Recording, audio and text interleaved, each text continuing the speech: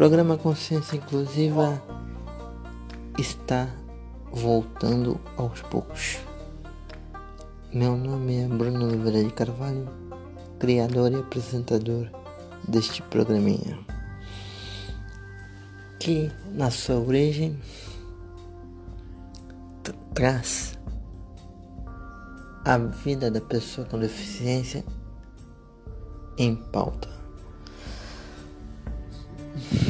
Mas por algumas mudanças necessárias, eu resolvi trazer outros temas relevantes. Então, o meu corpo não me limita porque minha consciência é livre. Tchau. A voz da consciência quer falar com você. Ouça. Nós vamos mexer com a sua consciência, mudar o seu pensamento. Na próxima hora, vamos contar histórias de vida para mostrar para você que a diferença entre eu e você é só a forma de locomoção. Pois você anda e eu não. Nós não queremos tomar o seu espaço. Nós queremos conviver com você. Lógico que não é possível conviver com você de igual para igual. Não importa se eu sou cadeirante, se eu não enxergo, se eu não ouço direito, ou mesmo não falo. Não se aproxime de mim só para mostrar para os seus amigos como você é gente boa e tem um amigo com deficiência. Eu confesso que não entendo por que um simples passeio em turma envolvendo uma ou mais pessoas com deficiência vira um evento sobrenatural, como já aconteceu comigo. Eu só preciso de dignidade e respeito. O que eu não gosto é da hipocrisia do politicamente correto. Se aproxima de mim, sim, mas com a mente aberta para receber o que eu tenho para lhe dar. Um simples sorriso, uma palavra de carinho, ou até mesmo, por que não dizer, o meu amor. Se entrei na sua vida, deve ter algum motivo. Esse motivo eu sei qual é. Eu sou um soldado de Deus que me mandou lhe convidar para uma viagem. Vem comigo sonhar, vem comigo beber da água da vida. Só peço que você acredite em mim, porque eu acredito em você até quando Deus quiser.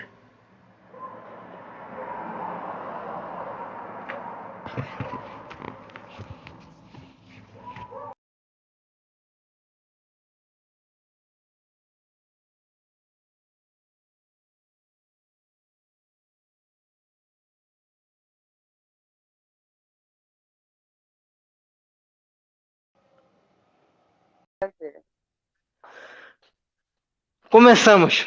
Boa noite para você que nos assiste aqui no Consciência.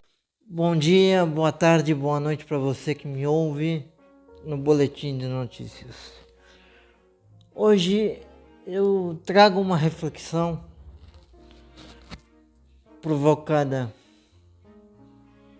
por uma notícia que me deixou chateado essa semana, que foi o falecimento de um amigo de infância e adolescência.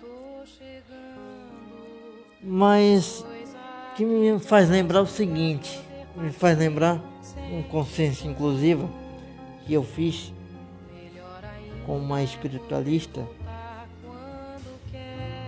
chamada Sônia Regina na primeira temporada do Consciência Inclusiva, que me fez refletir o seguinte: a vida é um intervalo entre a nossa chegada nesse mundo e a nossa partida, a nossa viagem derradeira. E a gente tem que tomar cuidado com o que faz durante esse intervalo, se machuca as pessoas ou não. E eu vou deixar um conselho aqui para vocês. Viva a sua vida com equilíbrio. Faça tudo o que tiver vontade, mas sem exagero. E esse amigo meu, a imagem que eu vou guardar para sempre na minha memória vai ser a seguinte: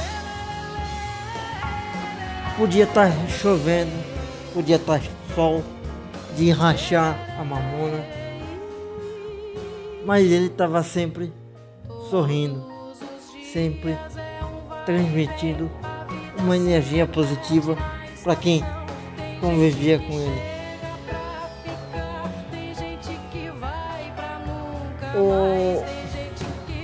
Ô Thiago, é o seguinte,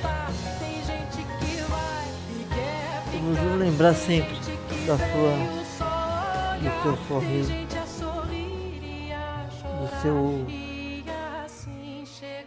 da sua alegria que você transmitia pra gente que conviveu com você. Você sempre teve uma energia muito boa. Sempre transmitiu paz pra quem conviveu com você.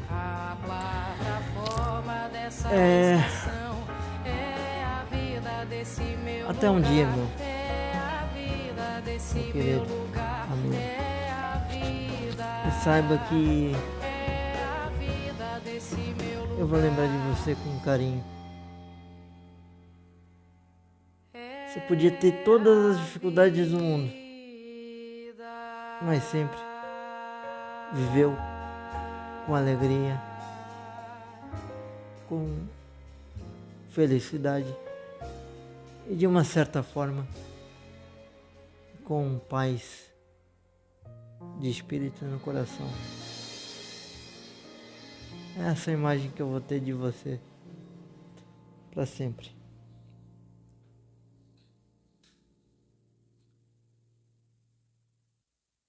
Então vamos assim mesmo. Ô Lídia, boa noite para você. Eu queria saber qual foi a experiência, o que você tira da experiência de ser candidata a vice-prefeita de Santos o ano passado. Bom, Bruno, na verdade, assim, eu já vinha de outras campanhas para vereador, nunca quis mesmo. Eu não estou te ouvindo. Eu não queria me envolver em política. Tá me ouvindo agora? Acho que meu som. Sei lá, será que bugou? Eu tô te ouvindo bem.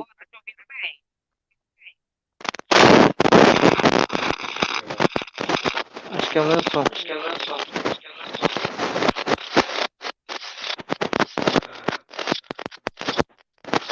Não estou te ouvindo. E agora, tá bem? Agora sim. Ah, então é o seu aí. Então, Bruno, eu já vinha de outras experiências, né? De candidatura a vereador. Nenhuma delas foi por almejar mesmo o cargo público, né? Mas mais porque eu já tinha tido uma experiência com projetos sociais, muita dificuldade para poder colocar meu projeto à frente. E eu achei que eu indo para a política eu teria uma chance melhor de agraciar aquelas pessoas com quem eu já tinha contato e cuidava, né, e sabia das necessidades.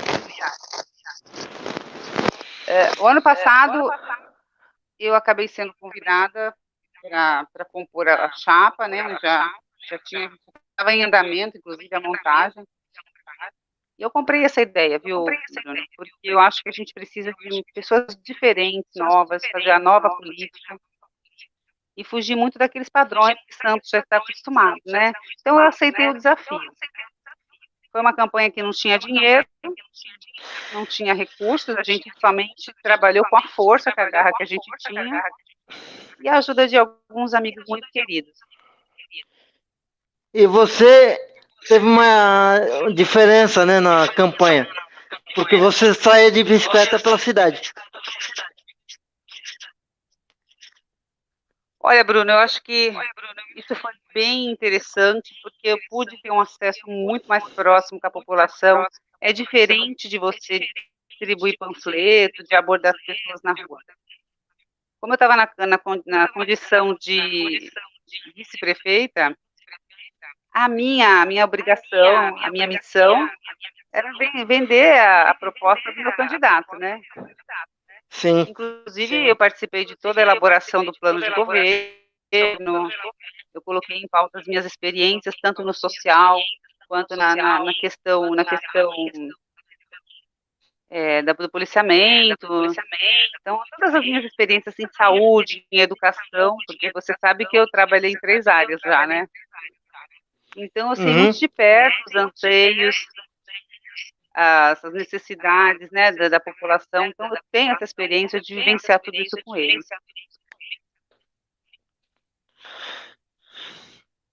Então, me explica uma coisa. O que você diria da educação trabalhando como professora? Olha, Bruno, assim como a educação e a saúde, a segurança pública sempre foram plataformas de todos os políticos. E o que a gente sabe é que nunca efetivamente colocaram nada em prática, porque são áreas que não geram lucro, né? Na verdade, geram mais prejuízos para o Estado, né? Mas a minha visão que eu tenho a respeito da educação é que tá muito ao Deus dará, né? Não sei se por conta dessa pandemia tudo ficou muito pior, mas eu vislumbro que se não houver investimento efetivo, nós vamos simplesmente cair no caos mesmo. Mas eu digo assim, como é que eu posso explicar? Na formação dos jovens e crianças, né? Bom, eu vou ter que te falar o que eu penso de verdade, o que eu consigo vislumbrar em relação a isso.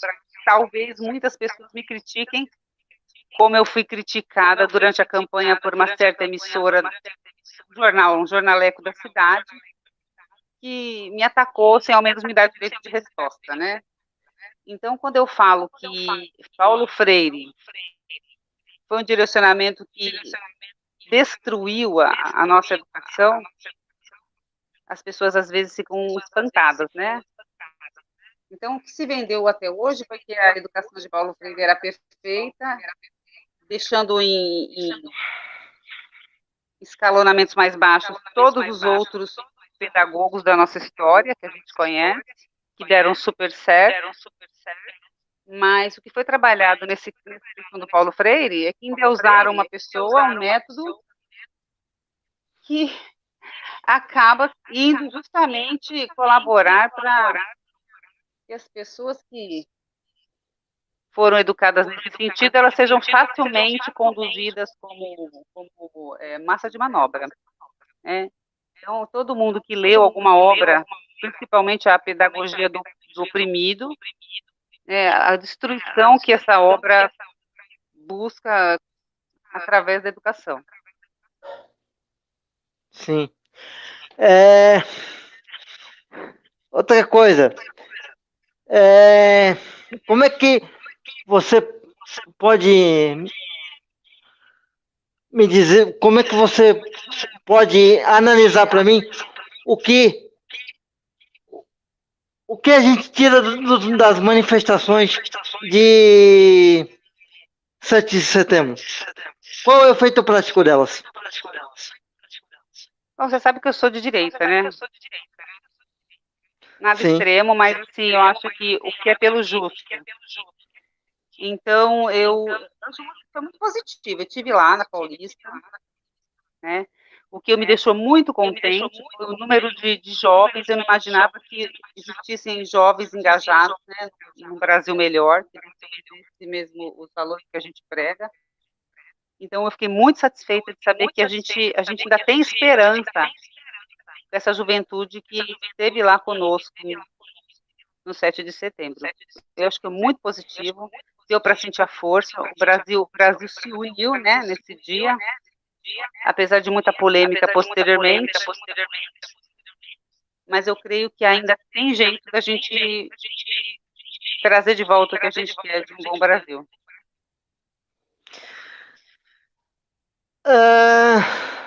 Vamos lá. E o que você espera de 2022? O que você espera, Bruno? Realmente que a gente consiga resistir, que a gente consiga afastar essas coisas nefastas que estão chegando muito perto da gente, né? Que a gente consiga transmitir para as pessoas que ainda estão com a mente totalmente fechada dos perigos que estão se avizinhando para nós. Então, nós temos aí muito perto da gente essa sombra toda de comunismo, foi trabalhada durante décadas, a partir da década de 80, né, a gente sabe disso. Quem foi estudar realmente o que aconteceu depois de 85 para cá, sabe que os novos comunistas, né, eles trabalharam muito bem a metodologia deles para ganhar as massas, né?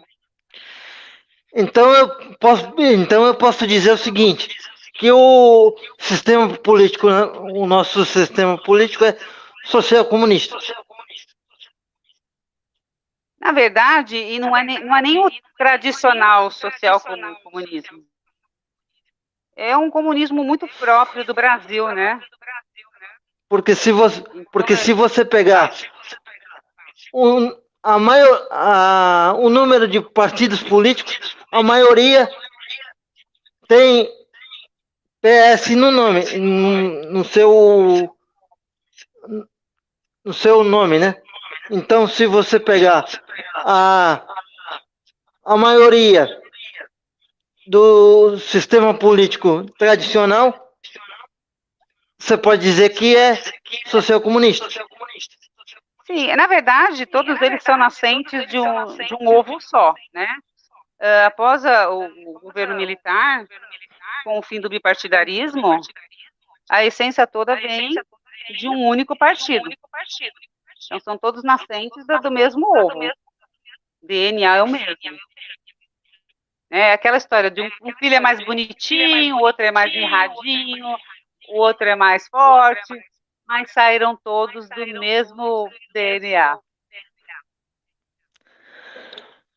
Sim, a gente vê durante pelo menos 30 anos, a gente viu um bipartidarismo de uma mesma ideologia. Concorda comigo ou não? Não, assim, o bipartidarismo ele termina com o governo militar. Nós tínhamos a Arena, MDB, né? Quando nós retornamos ao pluripartidarismo, já entrando no governo, finalzinho de governo militar, né? Que a redemocratização ela iniciou no Geisel e termina no... Ai, meu Deus. No Figueiredo. No Figueiredo. Então, quando vem o pluripartidarismo, são esses partidos que são nascentes do mesmo ovo, né? E daí, de lá para frente, para cá, a gente vê nascer uma série de partidos com ideologias semelhantes, enrustidas, né? Algumas travestidas de bonzinhos, de cores diferentes, mas a gente sabe que o fundo delas é o mesmo, né? Sim, por isso que eu disse que a gente vivia um bipartidarismo falso. Ah, sim, disfarçado, realmente. Agora entendi a sua colocação. E, então, o que isso trouxe para a gente? É isso que a gente está vendo hoje, né, Bruno? Na verdade, o interesse realmente desses partidos era tornar a política uma coisa tão horrorosa para que outras pessoas estivessem participando, para que eles ficassem com o bolo só para eles, né? Então, assim, esse jogo do poder não é para ser dividido com comuns, é para eles.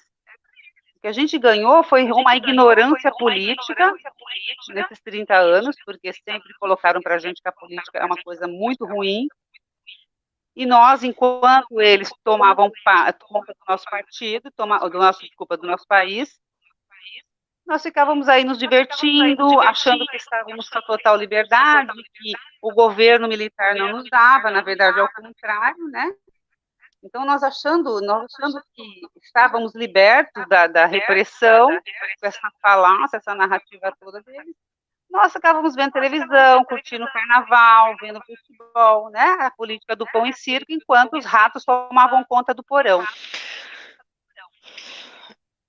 Mais ou menos, eu concordo mais ou menos contigo. Então, vamos lá.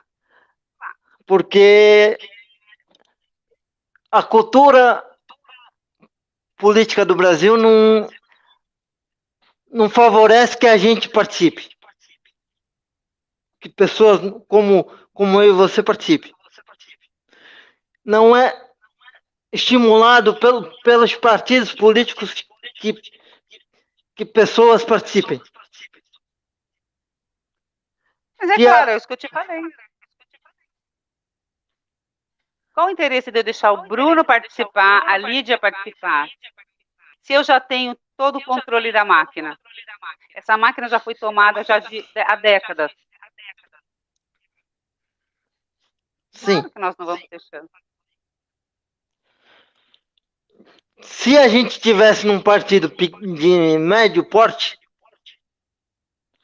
a gente teria alguma chance, na minha visão, lá no ano passado. Porque a gente não teve tempo de TV. E tempo de TV é um fator importante na campanha eleitoral. Pois é, talvez isso fosse uma coisa que ajudasse, Bruno. Mas, sinceridade, você quer a minha sinceridade?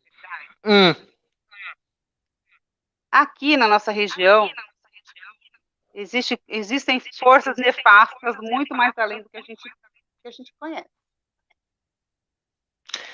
Entendeu? Eu diria para você que política é herança.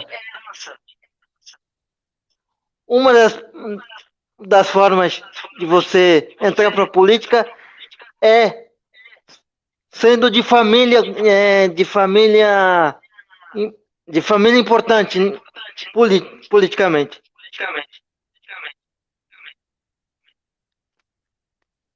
Eu gostaria muito que as pessoas abrissem a mente, tivessem um pensamento diferente. E, infelizmente, o brasileiro ainda gosta do que é famoso. Tá? E a gente percebe isso durante essa minha jornada aí, eu percebi isso, 3 campanhas, que amigo não vota no amigo. Que as pessoas preferem votar, muitas vezes, no famoso bandido, porque tem a sensação de que o seu candidato, que a sua escolha é vitoriosa. Então, precisa muito ainda de educação política para as pessoas, para que elas coloquem em primeiro plano a vida delas dentro de uma sociedade, como um cidadão, como uma pessoa que precisa realmente dos cuidados do Estado. Mas enquanto as pessoas não valorizarem o voto delas, enquanto elas não pararem de vender voto, de se trocar, né, por cargos políticos, você sabe que isso aí enreda muito as pessoas, eu acho que eles ainda vão dominar muito o cenário político e nós que temos assim vontade política, nós vamos ficar para trás. Não é ser pessimista, Bruno, é ser realista. A nossa realidade, a cultura política brasileira é mídia, sangue e padrinho. Exatamente, dinheiro. Você tem que ter algum político conhecido seu, que você seja puxado por ele para ser candidato. E esse que é o triste, né, Bruno? Porque muitas vezes você acaba tendo que... Eu não me associo mesmo. Mas muitas pessoas se associam ao que não presta e perpetuam o que é ruim. Né? A gente sabe que aqui em Santos... A realidade da política é essa, né? O jogo é sujo, né? E quando você é muito afastado desse modo, desse método, né, de jogo, de jogar, você tem muita dificuldade. A prova é que a gente está vendo aí nosso presidente, que foi uma zebra, né, em todo o sistema, porque ele é diferente. Eu acho que aqui em Santos a gente vai ter muita dificuldade ainda para a mudança, porque Santos é uma cidade que é muito pequena, e a gente tem, assim, muitas pessoas que são fiéis, né, aos seus políticos. Por quê? Nós temos muitos cargos aqui de confiança. O que mata Santos é muito cargo de confiança, é muito cabide, né? E quando você coloca uma pessoa num desses cabides, você ganha a família dela inteira como eleitora. E se você for ver hoje o tanto de cargos políticos que foram aumentados com essa nova gestão, dificilmente a gente consegue tirar eles do poder. Eu diria para você que, por outros motivos, eu me decepcionei um pouco com a política. Com certeza. Aqui em Santos é muito difícil fazer política, Bruno. Eu não diria em Santos, não. Eu diria no Brasil inteiro. Ah, sim, no Brasil inteiro, mas a nossa experiência, assim como é local, né? Local. A gente tem mais tarimba para dizer o que a gente sentiu, né? Nesses bastidores todos. Sim. Agora eu te pergunto. Qual foi a sua sensação nessa tua primeira campanha? A minha sensação na primeira campanha disputando voto, né? Porque a gente acompanha a política de fora, né? E participou de campanhas de pessoas que a gente era simpática, torcia e o caramba, né? É verdade. Mas eu me surpreendi com a quantidade de votos que eu tive. Ai, que bacana, Bruno. Foi boa, positiva? Me surpreendi positivamente. Que bom. Pela quantidade de votos e pelo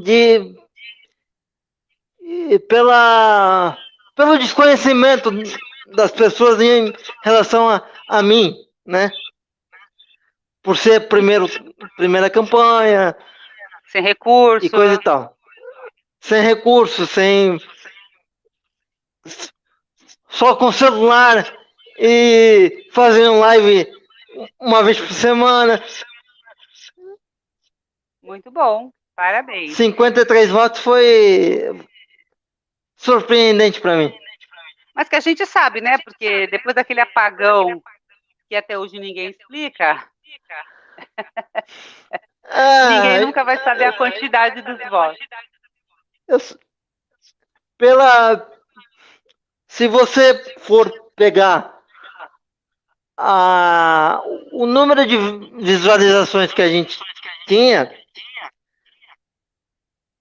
era para ter um pouco mais de votos, mas sim. Deixa assim. É muito interessante, deixa assim. Quando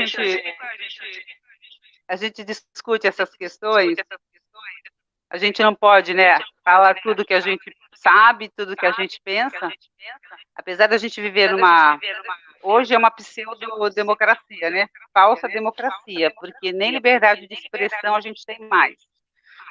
Mas a gente sabe que o jogo é muito difícil, desleal em relação aos outros candidatos, porque as pessoas que concorrem, a grande maioria que estão aí, que estão reeleitos, eles já têm toda a máquina a favor. Então, para quem está chegando agora, na verdade, a batalha é muito pior do que se pensa. Por isso que eu digo para você que uma das portas é apadrinhamento político. É alguém que está lá dentro que te puxa pro jogo. De uma forma inocente?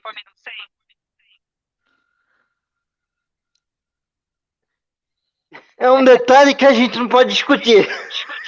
Não pode, né? Nós estamos no Brasil, né?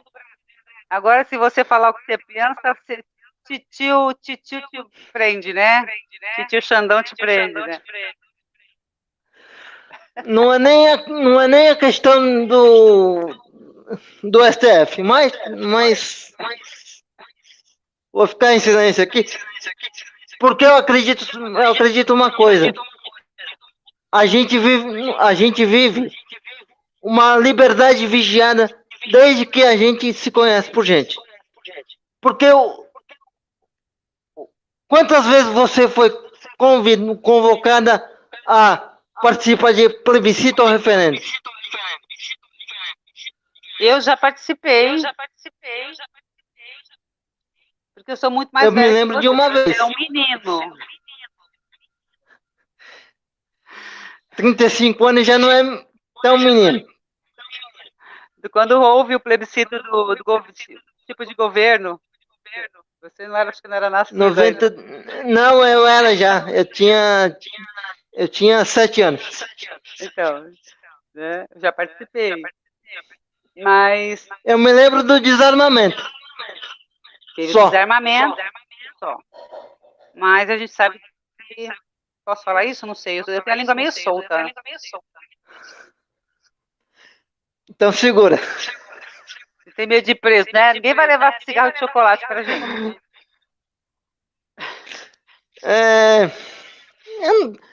Medo de preso a gente não tem, mas preciso ter responsabilidade. Então tá bom. Ficar mais comportada aí. Tá bom. Mas o que você tirou da experiência de ter uma presidente mulher? Ela beneficiou? Não. Tô falando em relação à mulher no geral. Olha, Bruno, eu não tenho esses problemas de ser homem e ser mulher. Eu acho que a gente precisa, na verdade, um bom gestor, um bom administrador. Essa questão de usar a imagem da presidente como a grande representante das mulheres, ela não representa todas as mulheres do Brasil. Né? Primeiro, por tudo que aconteceu, de tudo que a gente sabe. Então, eu não me sinto representada por ela de forma alguma. Na verdade, a princípio, todo mundo teve uma sensação de que seria um governo muito diferente, né? Iniciou muito estranhamente, as pessoas desconfiadas, depois a gente acabou entendendo que ela tinha uma visão gerencial de tudo que ela fazia, né? Até porque ninguém nem entendeu no final porque ela falava que nunca viu, não sabia de nada. Porque no começo ela foi um governo extremamente focado no gerenciamento. E aí depois, quando ela entra naquele tipo de governo cheio de medidas provisórias, pedaladas, a gente viu que o problema não é ser a mulher lá, o homem lá. O que a gente precisa é um bom administrador. Tá? Agora, sobre mulheres na política, se você quer que eu diga isso, né? Eu acho que, assim, nós no Brasil, entendemos que a política foi colocada para a gente de uma forma tão feia, tão horrorosa, que o ambiente político seria um lugar onde a mulher estaria cercada de feras. Né? Então, muitas mulheres resistem a entrar na política, porque elas têm essa ideia realmente de que não é um ambiente para nós. A gente teve, assim, uma experiência muito mais precoce do que alguns países da Europa em relação à mulher poder votar, né? Que a partir de 1934, a Constituição de 34, não, 32 foi o movimento. 32 foi a Revolução. O direito do voto, né? Então, aí ela vai ser sacramentada na Constituição de 34, né? 34. Isso. Sim. Tá? Então, nós temos aí muito tempo já aberto para que nós pudéssemos participar das escolhas do nosso país já a partir de 32, enquanto alguns países da Europa ainda foram até depois da gente, tá? Como a gente tem muito medo desse ambiente, eu acho que a mulher se reservou muito para não entrar na política, mas nós temos aí pessoas maravilhosas, né, hoje representando o feminino, mas também a gente tem muita porcaria também, né? Tem muita gente lá que dá vergonha de ser mulher, lá na política, se sendo representante das mulheres. Mas eu acredito que hoje, a partir dessa eleição de 2018, a gente tem visto muitas mulheres agora se manifestando politicamente, muitas lives, muitos vídeos, muitos posicionamentos. Isso está abrindo um leque de possibilidades, porque a mulher está vendo uma possibilidade de uma política limpa, de uma política efetiva, uma política que realmente atinja as necessidades que a gente quer como mulher, como pessoa, como mãe de família, né? Então, essas mulheres que estão aí se manifestando de uma forma positiva, elas estão perdendo o medo que nós tínhamos há algumas décadas atrás. Então, você acha positivo, né? Positivo a experiência de ser uma mulher, apesar do que aconteceu. Independente de ideologia. Independente de ideologia. Eu acho que a gente tem que ocupar o espaço como cidadão. Sabe, quando a gente coloca o gênero na questão da capacidade de governar, de gerenciar, a gente já está separando todo mundo. Não é verdade? Vou aproveitar essa colocação sua para perguntar o seguinte: como é que você unifica de novo? Mostra que não existe animosidade, não é. O homem não é adversário da mulher. Você diz politicamente, né? Eu acho que assim, quando você entra num partido, você tem que entender que aquele partido tem que estar próximo do que você pensa como proposta. Você tem que estar satisfeito com as propostas daquele partido. Não é verdade? Então, depende de ser homem ou mulher. Se a proposta do partido, se a proposta política é em favor do povo, vai satisfazer o que você pensa, acho que é muito bacana juntar homens e mulheres para que isso seja colocado em prática de uma forma positiva. A política, na verdade,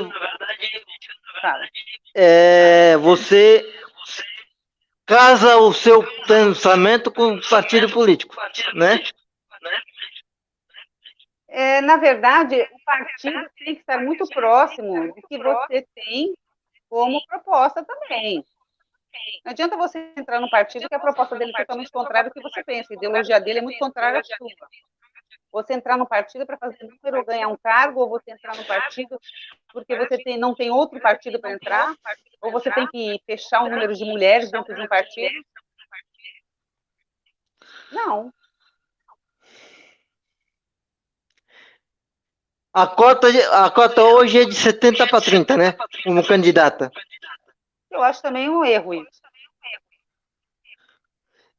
Se fosse presidente de partido, algum dia, eu trabalharia para poder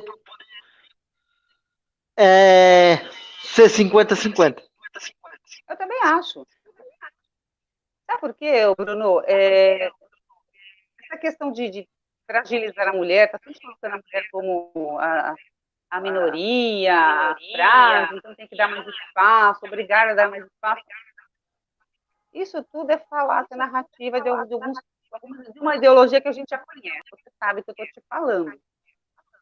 Né? Hoje em dia, em muitos lugares, para você fazer um concurso público, já não existe mais aquela questão de separação de vagas para mulheres ou para homens. Vou te dar um exemplo.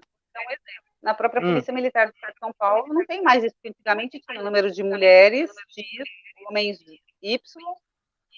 Hoje não. As mais mulheres, entra mais mulheres. Né? A questão da meritocracia, sabe mais? Tem mais condições? Vai entrar. E acho que isso também, para partido político, eu acho que causa muito mais essa animosidade, né?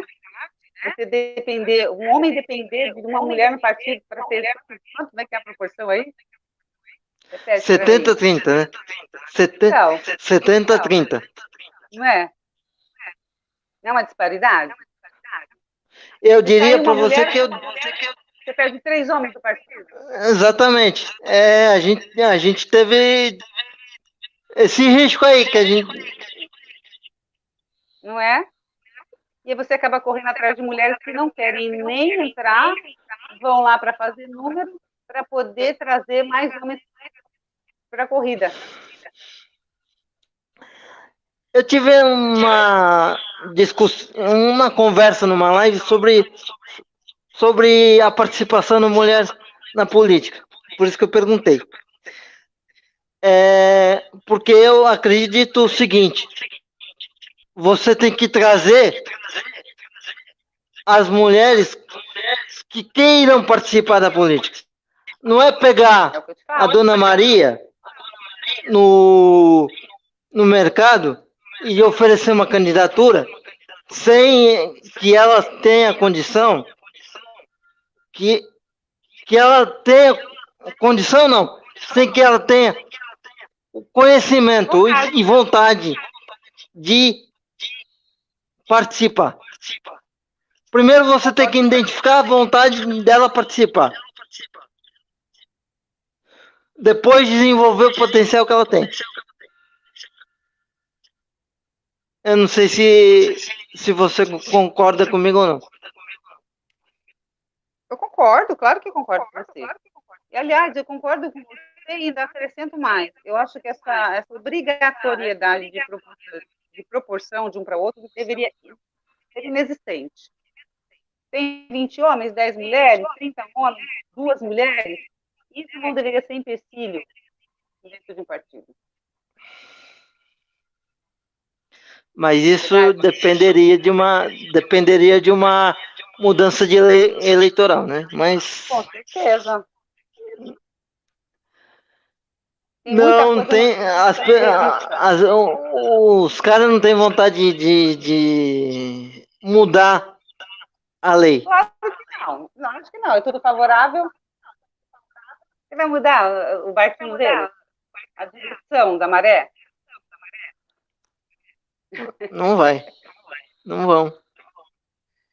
Ai, quem sabe daqui a algumas encarnações, né, a gente consiga conversar de uma forma diferente. Ai, que mudou tanta coisa, né? Aqui precisa mudar muito. Daqui a algumas encarnações?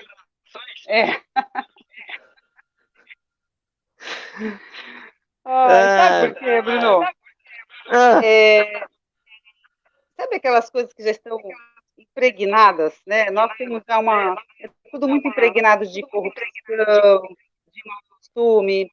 O próprio brasileiro já tem aquela questão de se achar descendente de ladrões desde a colonização, que eu acho horrível pensar desse jeito. Né? O jeitinho brasileiro, de gênero. Então, é muita coisa que a gente precisa mudar, que são coisas que já são centenárias, né? Dentro da estrutura social do brasileiro. Então, a questão da educação, nós precisamos de uma educação que melhore muito para a gente começar a participar da política real, verdadeira, dos nossos alunos. A gente não pode falar tudo que a gente sabe. Infelizmente, até para os professores, é limitado a gente conversar de certos assuntos em sala de aula. Nós temos quase uma censura, mais ou menos, né? Porque se você falar coisas que são contrárias ao que está já preconizado no nosso material, que vem da geração F, né? Você é um esquisito, você é um subversivo. Você não pode contar tudo realmente que está fora, está além daquilo ali.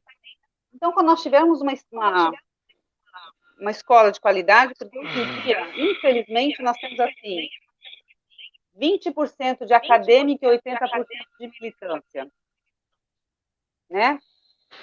Então é muito difícil. Eu saí do colégio há uns 20 anos, então já estou defasado em relação ao que acontece hoje na escola. Acontece. Vem tudo homeopaticamente, sabe? Dosezinhas homeopáticas. Textos, discussões, temáticas. O que vem por aí, não gosto muito do que vem no ensino médio, aí, algumas temáticas. Né? O acadêmico realmente vai ficando para trás. É a visão que eu tenho, tá? É particular, né? Muita gente vai ser contrária ao que eu estou falando. Hoje, um professor de direita tem que andar escondido, né? Porque não pode aparecer muito. O professor de direita não pode aparecer muito. Então, a gente vê que isso está impregnado já na educação. O aluno... Porque, assim, eu sou a favor da escola sem partido, sabe, Bruno? Também. Todo mundo sabe do meu posicionamento, mas eu não direciono ninguém. Eu acho que a gente tem que dar informação e eles vão formar a sua concepção ideológica através da vivência, porque tem muitas coisas que vêm de casa, né? Através da leitura. Exatamente isso que eu penso. E aí, assim, às vezes eu tenho raiva de mim, porque eu preservo tanto eles, e quando eles saem nas universidades, eles tomam um banho de civilização, de política, assim, pum! Sabe? Quando você encontra com eles, você não reconhece. É isso que acontece. Sim. Então, a gente precisa de uma escola de qualidade que dê realmente conhecimento para que ele forme realmente a sua ideologia política, e não que venha com ela pronta, né? De professores que vieram dessa formação de 85 para cá, porque já tem uma legião de professores que já estão doutrinando as crianças, né? Você sabe disso. Vamos mudar um pouquinho de assunto, mas vou ficar preso. Vou ficar no assunto. Vou sair um pouquinho, mas eu vou voltar. Vou acabar voltando. Hoje em dia, você aconselharia a pessoa que não tem filhos a ter? Diante do sistema de educação que a gente tem hoje. Olha, Bruno, depois que eu passei ali no 7 de setembro, lá na Avenida Paulista, eu vi que tem muitas pessoas que pensam como eu. Então, ainda há esperança da gente ter um resgate de uma educação de qualidade, um resgate de valores que a gente defende, né? Então, eu acho que tem que ter filho, sim. A gente precisa colocar gente boa no mundo, sabe? Então, se tem tanta gente aí que ainda valoriza certas coisas que eu acho que é importante para uma família, para a educação de uma criança, tem que ter filho, sim. E é muito triste porque isso já entra até na questão de perpetuação, né, de sociedades, né? Sabe que sociedades que não têm muitos filhos, elas tendem a desaparecer, né? Então, a gente precisa, sim, procriar. Agora, eu tinha um monte de pergunta aqui, eu já estou perdido aqui. Mas vamos lá. Você tem medo da minha resposta.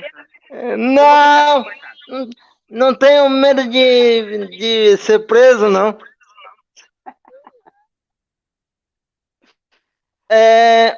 Mas eu já me perdi mesmo.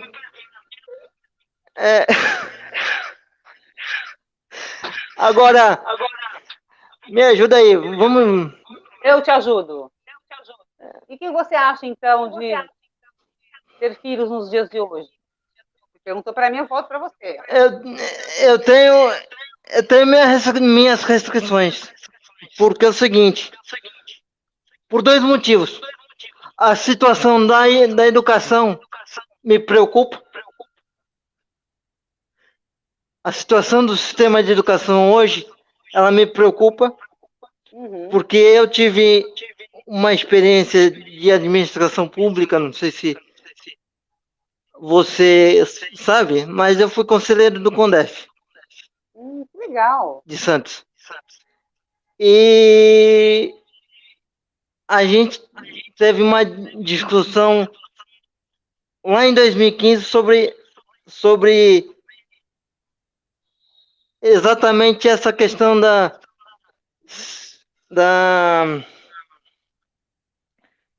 sexualidade das pessoas com deficiência, né? E eu tenho uma postura meio diferente do padrão. Então, eu tive uma certa discussão meio áspera em relação a isso. Mas em outro momento aqui eu te explico o que eu penso sobre isso.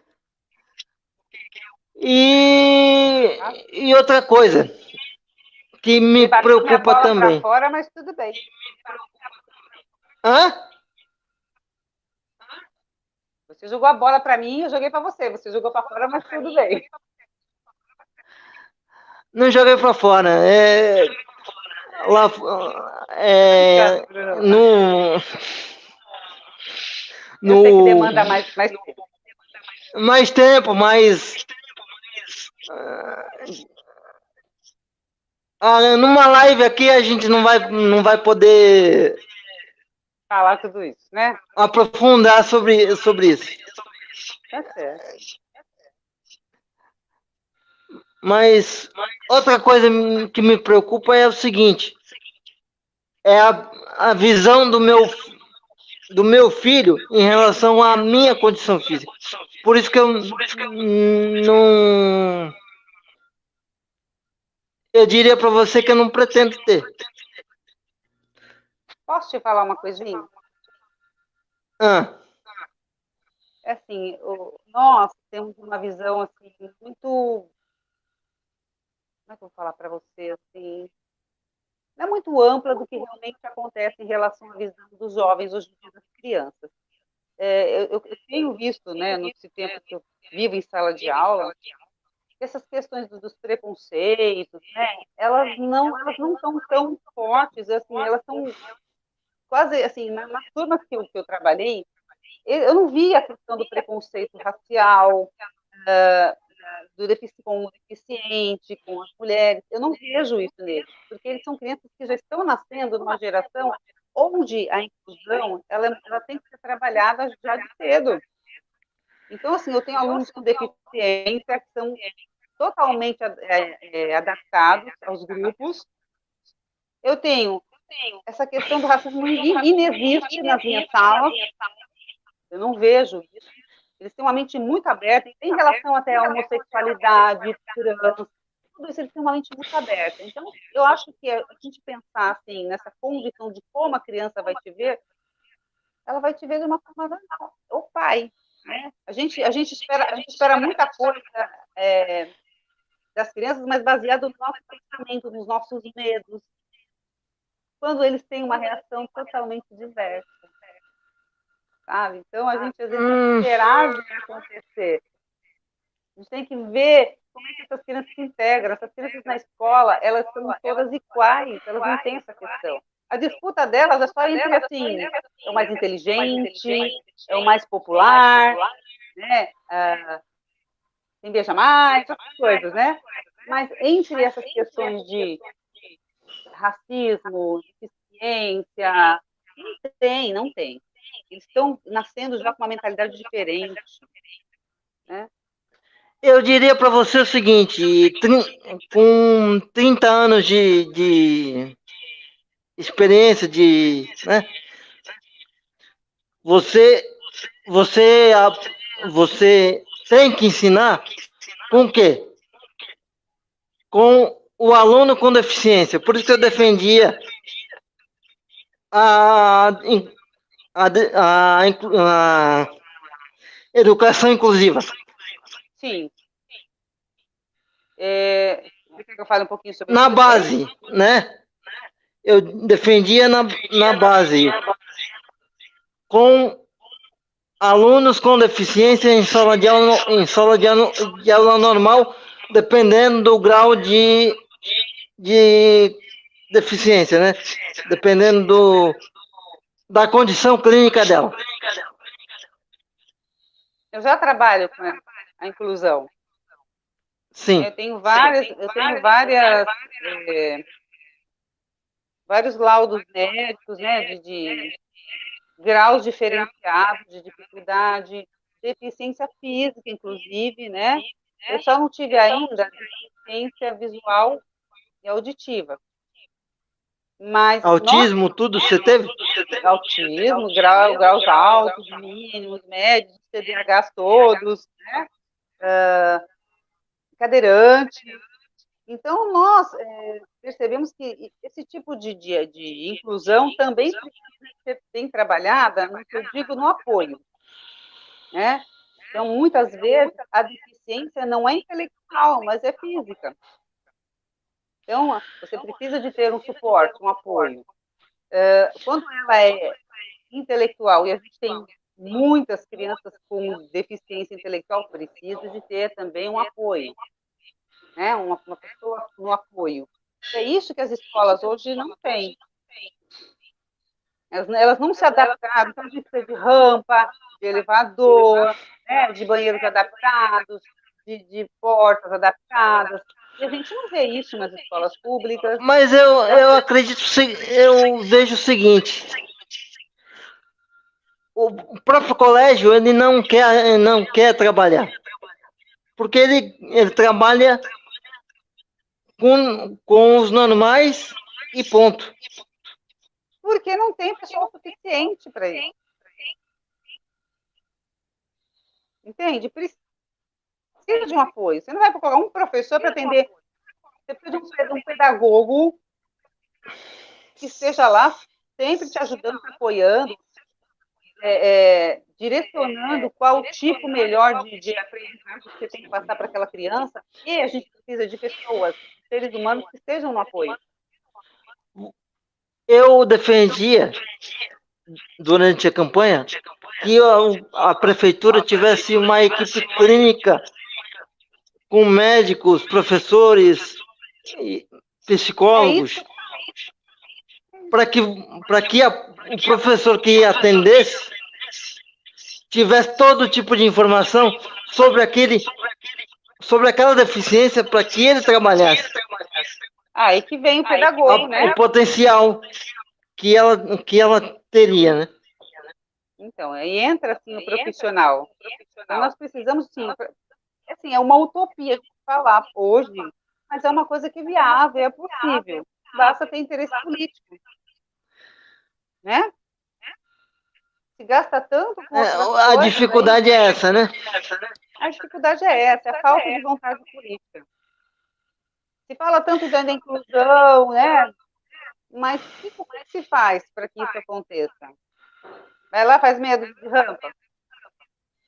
Resolve. Não é só rampa, né? A gente... Não é só rampa. A gente sabe disso. Até quem não é cadeirante anda na calçada e vive caindo, porque as calçadas hoje não têm condições de nem andar uma pessoa. O estado de conservação das calçadas são problemáticas. É tudo. Santos é muito lindo no mapa, né?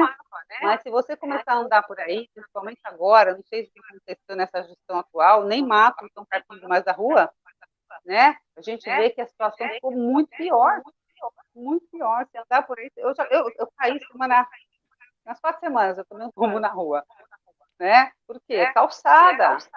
Então, a gente às vezes fala de uma educação inclusiva quando a gente percebe que nem o básico do básico o serviço público está nos dando. E a gente sabe que, vamos dizer assim, o politicamente correto, a hipocrisia do politicamente correto, ela domina a pessoa, a classe da pessoa com deficiência.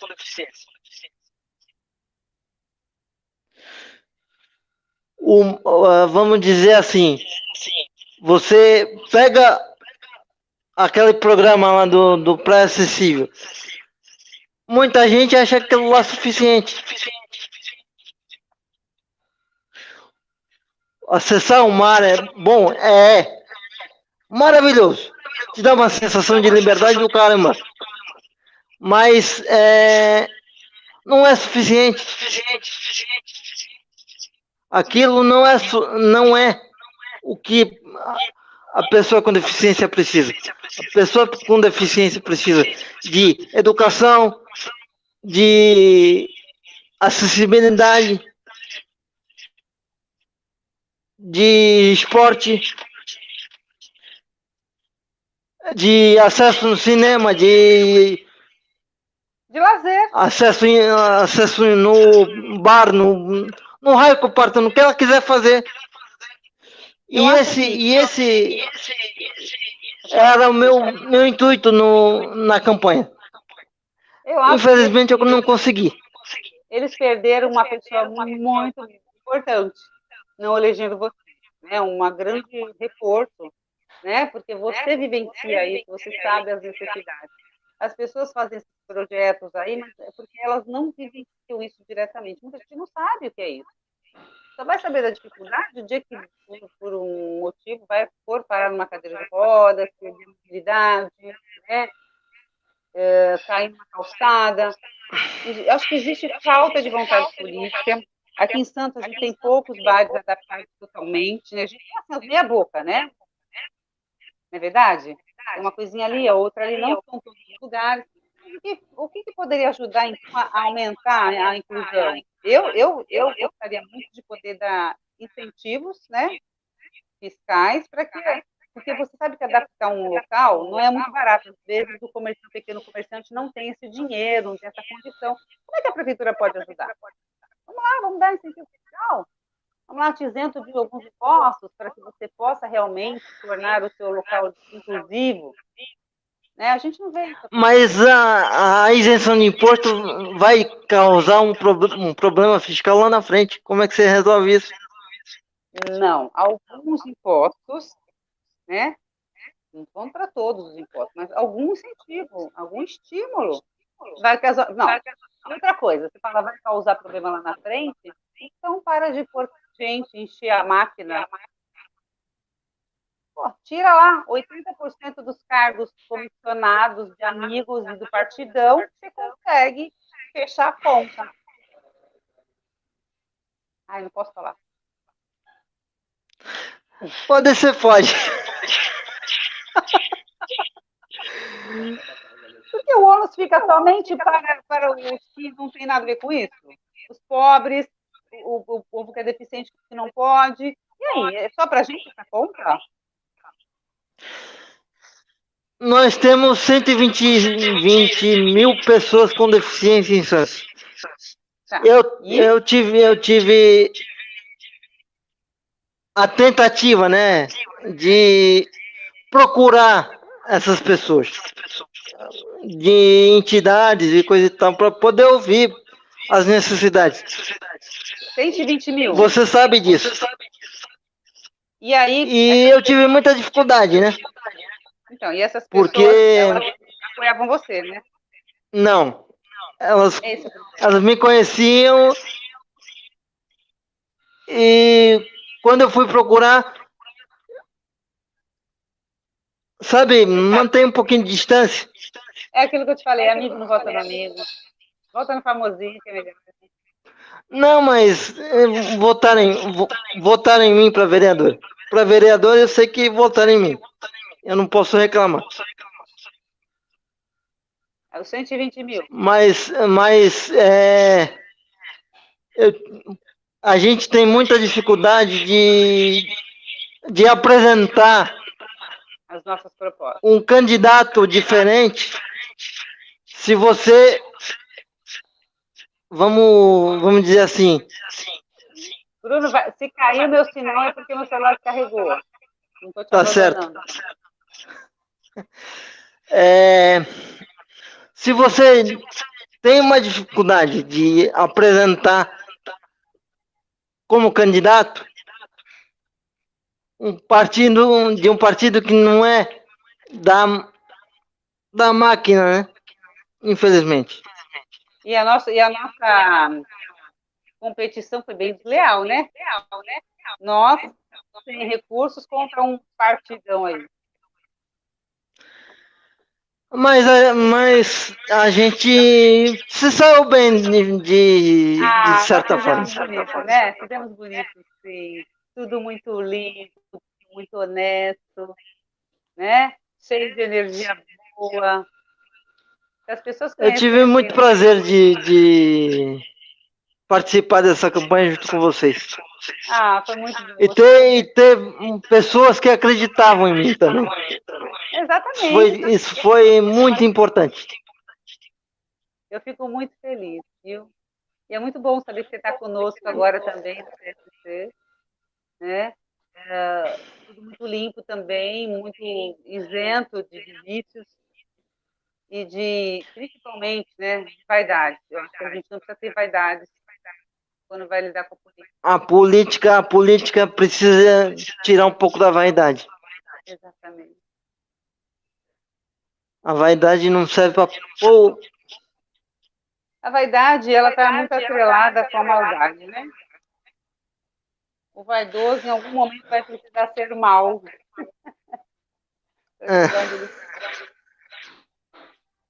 Já chegamos a 1 hora de live. Vamos encerrar já? Então, tá bom. Foi muito bom. Para você não cair no meio da live, a gente vai encerrar. Já está no vermelho ali.